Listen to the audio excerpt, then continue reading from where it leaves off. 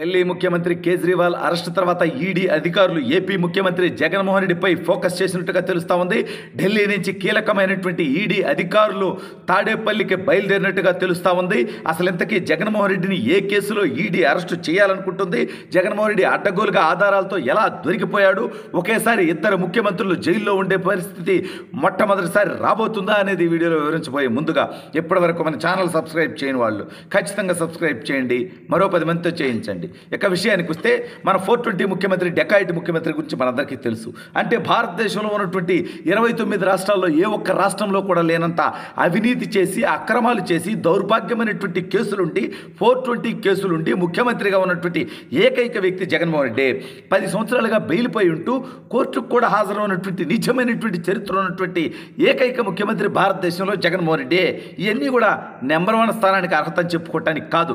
ఇంత నీచమైనటువంటి వ్యక్తి ముఖ్యమంత్రి స్థానంలో ఉన్నందుకు సిగ్గుపడాల్సినటువంటి పరిస్థితిలో ఒక రకంగా ఆంధ్ర రాష్ట్ర ప్రజలుగా మనమందరం ఉన్నప్పటికీ సరే, రాబోయే 50 రోజుల తర్వాత ఇతగాడి దౌర్భాగ్యాన్ని దుర్మార్గాన్ని వదిలించుకొని భవిష్యత్తులో ఇటువంటి నీచమైనటువంటి వ్యక్తులు ముఖ్యమంత్రులైతే రాష్ట్రాలు ఏమవుతాయనేది భారతదేశం మొత్తానికి ఒక మోడల్గా మనం తెలియజెప్పాల్సినటువంటి అవసరం ఉంది. సరే, ఇప్పుడు ఇదంతా పక్కన పెడదాం. అయితే ఇటీవల ఏదైతే ఈడీ ఢిల్లీ ముఖ్యమంత్రిగా ఉన్నటువంటి ఏకంగా ప్రస్తుత ముఖ్యమంత్రిగా ఇది 3వ దఫా వరుసగా ఉన్నాడు అతను.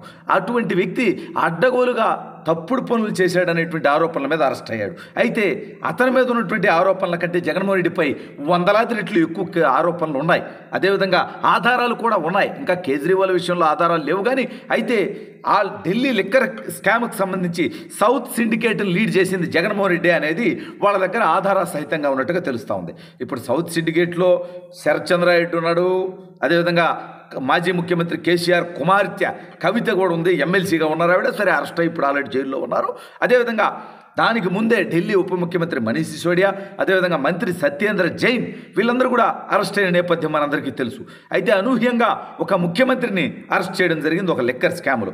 అదే ఇవాళ ఆంధ్రప్రదేశ్ ముఖ్యమంత్రి జగన్మోహన్ రెడ్డి పాత్ర ఏంటని చూస్తే కవితతో సంబంధాల విషయంలో కానివ్వండి, శరత్ చంద్ర రెడ్డి ఏకంగా జగన్మోహన్ రెడ్డికి అత్యంత సన్నిహితుడు అవడం కానివ్వండి, అదేవిధంగా కేజ్రీవాల్తో పలు దఫాలుగా ఇతను ఈ అంశం మీద చర్చించినట్టుగా, వాళ్ళిద్దరి మధ్య లావాదేవీలు జరిగినట్టుగా, అదేవిధంగా 100 కోట్ల రూపాయల ముడుపులు, అంటే ఇది వాళ్ళకు వచ్చినటువంటి ఆదాయం కాదు, ముడుపులు ఆ యొక్క ఢిల్లీ లిక్కర్ పాలసీ తయారు చేయడానికి. అంటే దాంట్లో వేలాది కోట్ల రూపాయలు వీళ్ళు దోచుకున్నటువంటి నేపథ్యం, వీళ్ళు దోచుకున్న దాంట్లో కొంత పంచిపెట్టినటువంటి నేపథ్యం, ఇవన్నీ కూడా ఆధారాలతో సహా ఈడీకి చేరడంతో ఈడీ ఇప్పుడు దాని మీద తగు చర్యలు తీసుకునేటువంటి పరిస్థితి. అయితే ఎన్నికల సమయం అని ఆలోచిస్తారా అంటే ఎన్నికల సమయంలోనే ఆల్రెడీ కేజ్రీవాల్ని అరెస్ట్ చేసి జైల్లో ఉంచారు.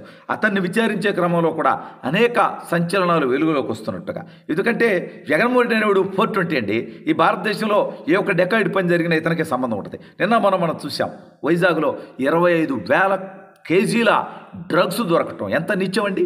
ఏదో 1 గ్రాము 2 గ్రాములు కేజీ అర కేజీ కదా స్వామి, 25,000 కేజీల డ్రగ్స్ అంటే భారతదేశం మొత్తానికి ఎట్లా సరఫరా చేయాలనుకుంటున్నాడో, గంజాయి రాజధానిగా, రాష్ట్రానికి రాజధాని లేదని రాష్ట్రంలో ప్రజలు ఫీల్ అవుతుంటే ఈ నీచుడు చేసిన పని ఏంటంటే గంజాయి రాజధాని, డ్రగ్స్ రాజధానిగా ఆంధ్రప్రదేశ్ని తయారు చేసి ఇది భారతదేశానికి మొత్తం దేశం మొత్తానికి సప్లై చేస్తూ వేలాది కోట్లు లక్షలాది కోట్లు సంపాదించుకుంటూ రాష్ట్ర దేశ ప్రజల జీవితాలు సర్వనాశనం చేస్తూ అతను మాత్రం అక్రమంగా డబ్బు సంపాదించుకుంటూ ఆ వచ్చినటువంటి కంటైనర్ షిప్పులు ఏవైతే వస్తాయో అక్కడి నుంచి ఈ వేలాది కేజీలు వేసుకొని బ్రెజిల్ నుంచి, అంటే ఆ బ్రెజిల్ ప్రెసిడెంట్ కూడా ఆ మధ్య ఈ విజయసాయిరెడ్డి అనేటువంటి డెకాయిడ్ 420 ఆ నీచుడు మళ్ళీ మా నెల్లూరు జిల్లాకి నెల్లూరు పార్లమెంట్కి ఎంపీగా పోటీ చేయటం. ఆయన విశాఖపట్నంలో భూములు మిగల్చలేదు, అక్కడ సామాన్యులను బతకనీయలేదు, మళ్ళీ వచ్చి నెల్లూరు మీద పడుతున్న విధంగా నాకు అర్థం కాల. పుట్టినప్పటి నుంచి నెల్లూరుని గాలికి వదిలేసిపోయా, ఇప్పుడు నువ్వు ఎంపీ కావాల్సి వచ్చాక నెల్లూరు వచ్చా, నెల్లూరు ప్రజలు నీకు ఎట్టో ఇటేస్తారు విజయసాయిరెడ్డి, నీ డెకాయిడ్ బతుకు, నీ 420 బతుకు, నీ నీచమైన బతుకు, నీ మీద ఉన్నటువంటి కేసులు ఇవన్నీ కూడా నెల్లూరు ప్రజలకు చాలా స్పష్టంగా తెలుసు. కాబట్టి వేమిరెడ్డి ప్రభాకర్ రెడ్డి గారిని భారీ మెజార్టీతో గెలిపించడానికి నెల్లూరు ప్రజలు సిద్ధంగా ఉన్నారు, అది వేరే సబ్జెక్టు. అయితే ఇప్పుడు ఈ యొక్క జగన్మోహన్ రెడ్డి అనేటువంటి వ్యక్తి ఇతను ఆ యొక్క బ్రెజిల్ నుంచి వచ్చినటువంటి షిప్పుల్లో ఇక్కడ మళ్ళీ దించేసుకున్న తర్వాత ఈ డ్రగ్స్ ఇవన్నీ కూడా రిటర్న్లో ఇక్కడ దోచుకున్నటువంటి డబ్బు ఉంటారు లక్షలాది కోట్లు స్వామి.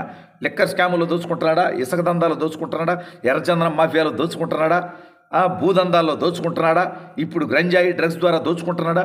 ఈ దోచుకున్న డబ్బంతా ఇతను ఎన్నికల్లో ఓడిపోతాడు కాబట్టి విదేశాలకు పారిపోయి అక్కడ బతకాలి కాబట్టి ఈ యొక్క షిప్పుల్లో మళ్ళీ యూరప్, కేమన్ ఐలాండ్స్, బ్రెజిల్ అటువంటి కొన్ని 420 కంట్రీస్ ఉంటాయి. ఇవన్నీ కూడా దోచుకున్న డబ్బు బ్లాక్ మనీ దాచుకోవడానికి అవకాశం ఇచ్చేటువంటి కంట్రీస్ ఉంటాయి.